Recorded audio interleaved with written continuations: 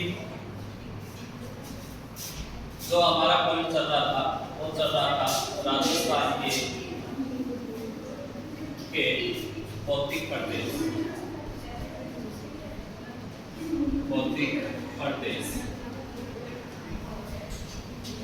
इसमें हम पढ़ रहे थे कि पहला जो भौतिक प्रदेश है उसका जो हम अध्ययन कर रहे थे वो था रेतीला मैदान, रेतीला मैदान या थाल का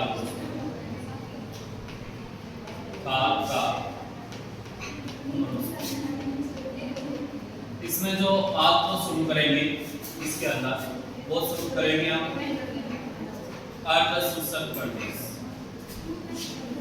अर्ध शुष्क प्रदेश जो हम शुरू करने जा रहे हैं। आज जो हमारा रहेगा वो रहेगा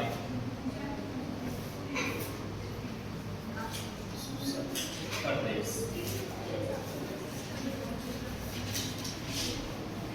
अब इसकी सबसे पहले बात तो हमें पढ़ना है इस प्रदेश के अंदर कि वर्षा कितनी होती है।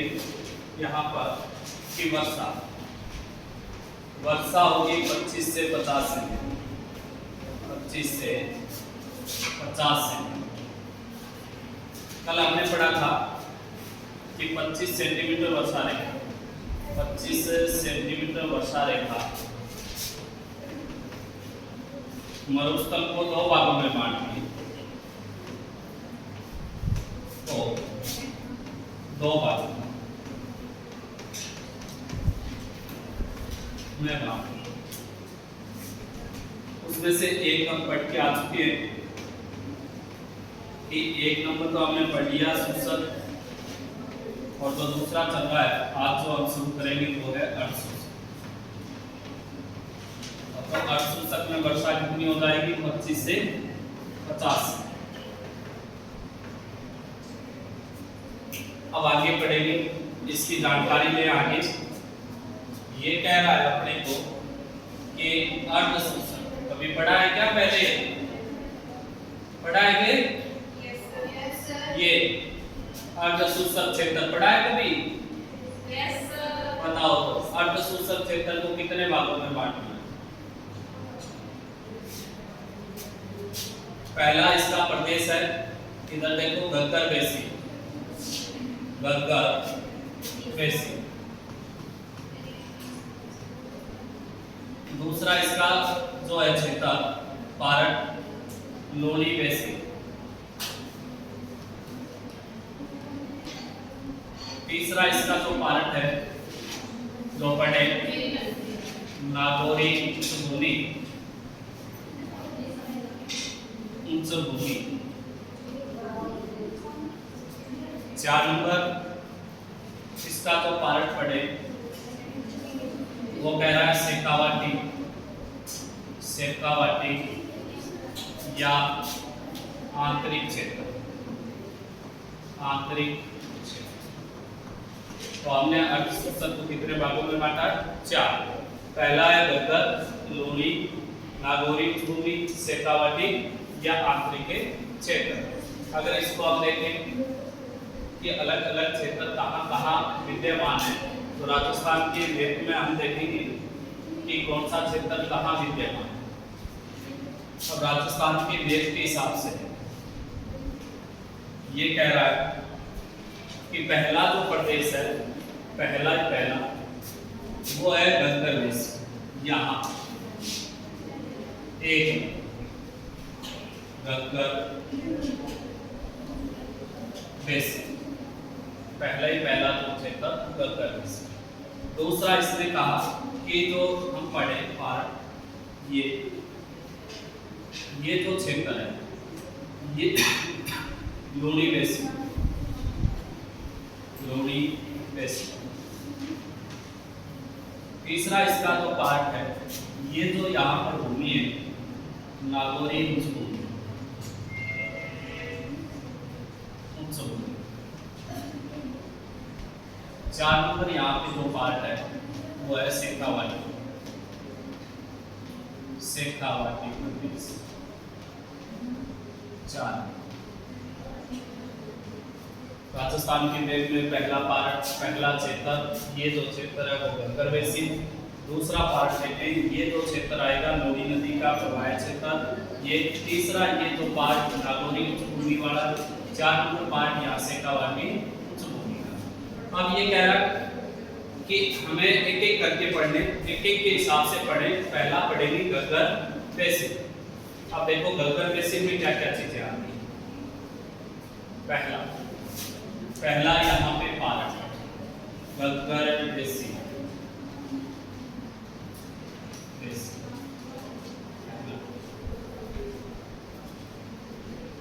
सबसे पहले ये कौन से जिलों में, राजस्थान के जिले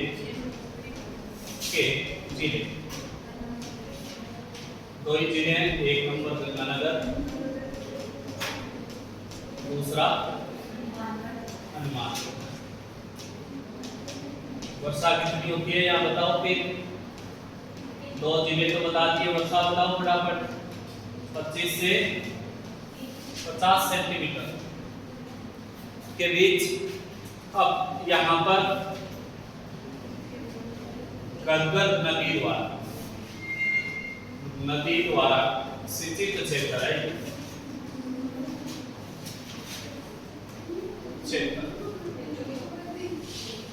कौन सी नदी द्वारा सिंचित क्षेत्र? गंगर नदी द्वारा सिंचित क्षेत्र। ये गंगर नदी का प्राचीन नाम पूछ ले।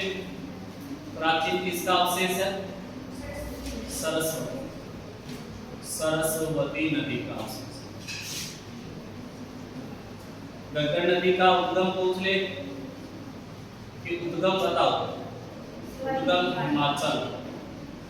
हिमाचल की कौन सी पहाड़ियां? शिवालिक की पहाड़ी।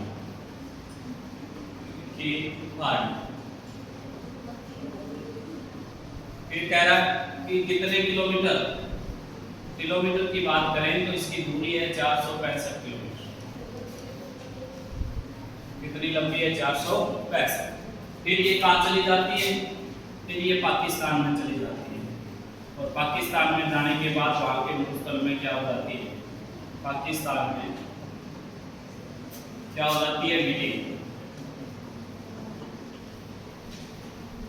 तो पहला हमने कौन सा बेसिन पढ़ा? पहला बेसिन पढ़ा गंगर बेसिन। बताओ फटाफट, रिपीट करो गंगर बेसिन में कितने जिले हैं राजस्थान के? गंगानगर, हनुमानगढ़। वर्षा 25 से 50। गंगर नदी द्वारा सिंचित क्षेत्र है। इसके अलावा यहाँ प्राचीन नदी सरस्वती का ये अवशेष है। निकलती कहाँ से? हिमाचल प्रदेश से। फिर कह रहा है कि शिवालिक की पहाड़ियों से निकलती है। पाकिस्तान में पोर्ट अब्बास नामक स्थान पे क्या हो जाती है? विलीन हो जाती है। दूसरा क्षेत्र पढ़े इसका। 2 नंबर तो पार्ट है। 2 नंबर पार्ट की बात करेंगे कि कौन सा? लोनी बेसिन।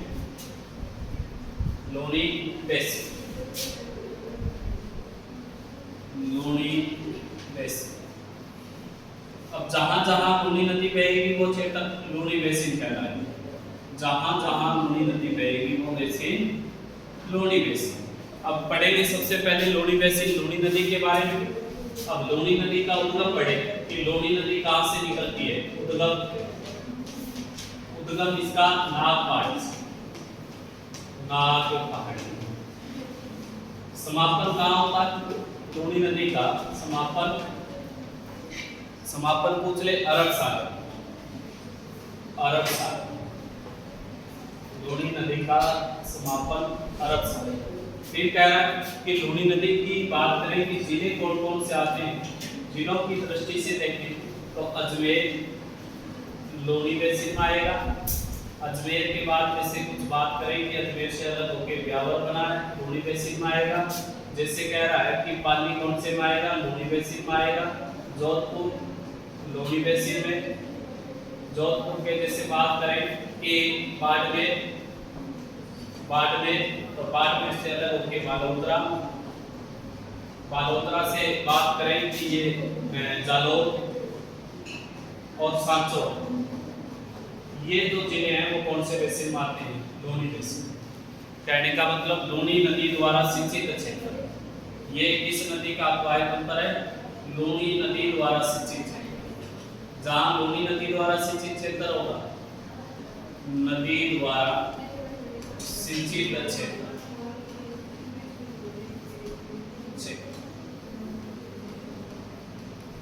लोणी बेसिन कहलाए। जिले अजमेर, ब्यावर, पाली, जोधपुर, बाड़मेर, बालोतरा, जालौर और सांचौर। तो 2 नंबर आपने पढ़ा लोणी बेसिन।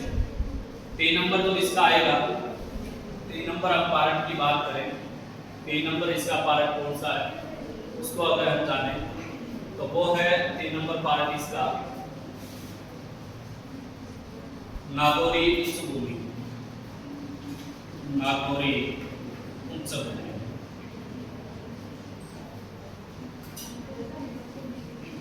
नागौरी उच्चभूमि ये एक ऐसी पट्टी बनी हुई है, ऐसे नागौर से लेकर अजमेर तक के लिए, नागौर, अजमेर और भीलवाड़ा कुचामन 3 जिले आते हैं। भीलवाड़ा, कुचामन, नागौरी उच्चभूमि में 3 जिले। अब यहाँ पर जहाँ पर जो जल है, पानी है, उस जल में फ्लोराइड की मात्रा पाई जाती है। फ्लोराइड की मात्रा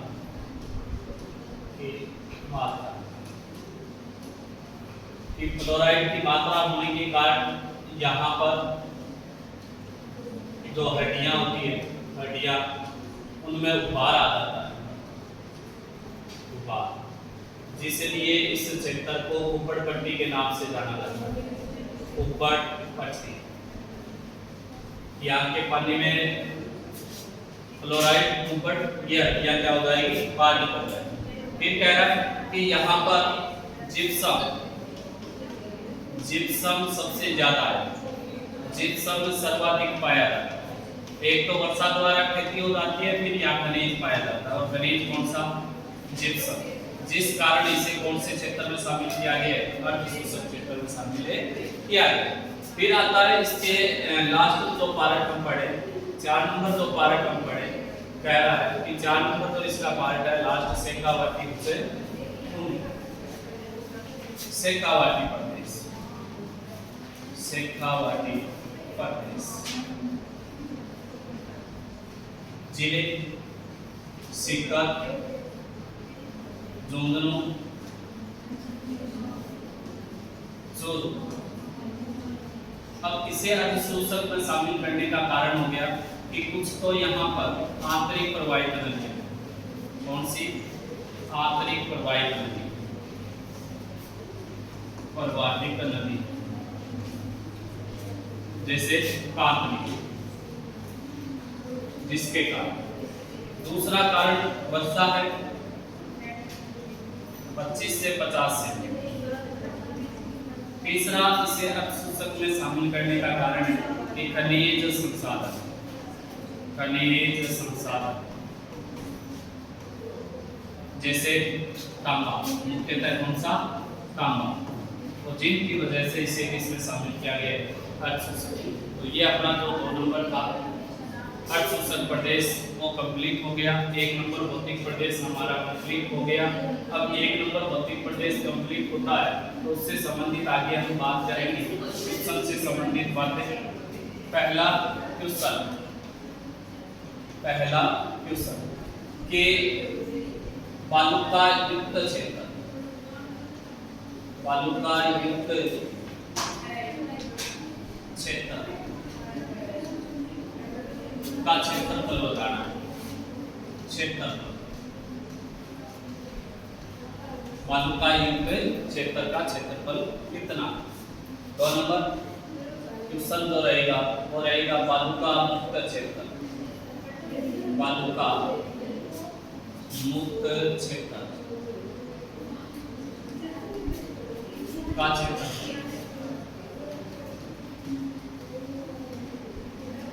तीसरा जो क्वेश्चन है शुष्क क्षेत्र का, क्षेत्रफल। 4 नंबर जो क्वेश्चन है अर्ध शुष्क का क्षेत्र का क्षेत्र।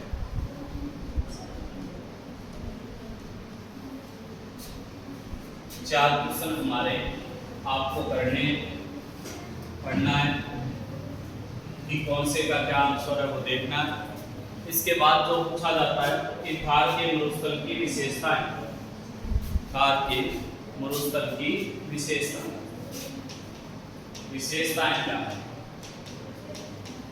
थार के मरुस्थल, पहली विशेषता विश्व का सर्वाधिक जैव विविधता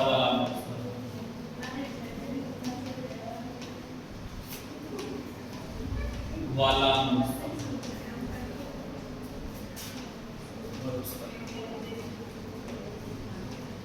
दूसरी विशेषता विश्व का सर्वाधिक जनसंख्या वाला, विश्व का सर्वाधिक जनसंख्या वाला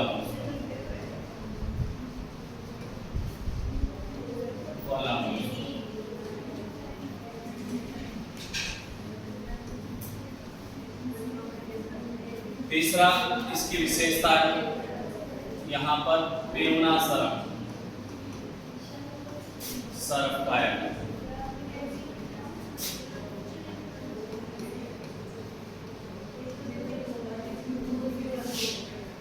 चार नंबर पेवना, जानते हो क्या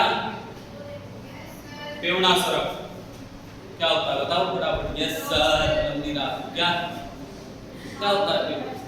कभी नाम सुना है? अरे सुना है ना। एक नहुस उपन्यास लगता है, नहुस उपन्यास, इसमें सारा वर्णन है पेवना सरफ का कि ये मानव का है ना श्वास पीता है, काटता नहीं, श्वास अपना क्या पिएगा, हाँ श्वास पीता है, इसलिए इसका नाम क्या है पेवना सरफ। 4 नंबर यहाँ पर बटारू का कुआं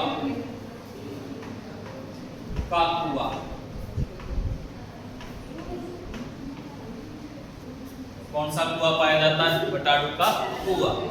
फिर कहता है आगे कौन सा है, थार का गढ़ा, आगे वाली विशेषता है थार का गढ़ा।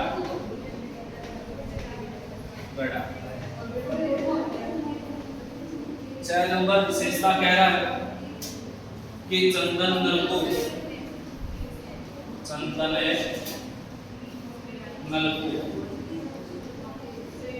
मतलब मीठे पानी की एक पट्टी है यहाँ, मीठे पानी की पट्टी, चंदन का नलकूप।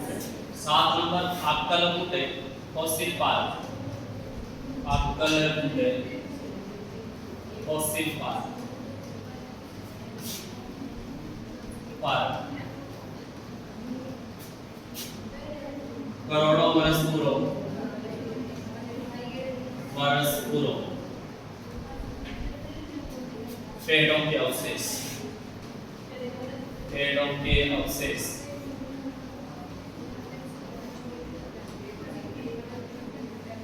8 नंबर विशेषता सेवन घास। 9 नंबर विशेषता राजस्थान का राज्य पक्षी वडावन यही पाया। तो हमने विशेषताएं पढ़ी। पहली विशेषता पढ़ी, क्या कह रहा है कि विश्व में सर्वाधिक जैव विविधता वाला मरुस्थल। फिर कह रहा है विश्व में सर्वाधिक जनसंख्या वाला मरुस्थल पेवना सरफ। फिर कह रहा है बटारू का कुआं पाया जाता है, थार का गढ़ा है। फिर कह रहा है यहाँ क्या है, चंदन का नलकूप है। फिर अक्कलकोट फॉसिल पार्क है, करोड़ों वर्ष पूर्व, सेवन घास और राजस्थान का राज्य पक्षी। तो आज की क्लास हमारी यही, कल मिलेंगी नेक्स्ट वीडियो के साथ, नेक्स्ट क्लास 2 नंबर भौतिक प्रदेश के साथ।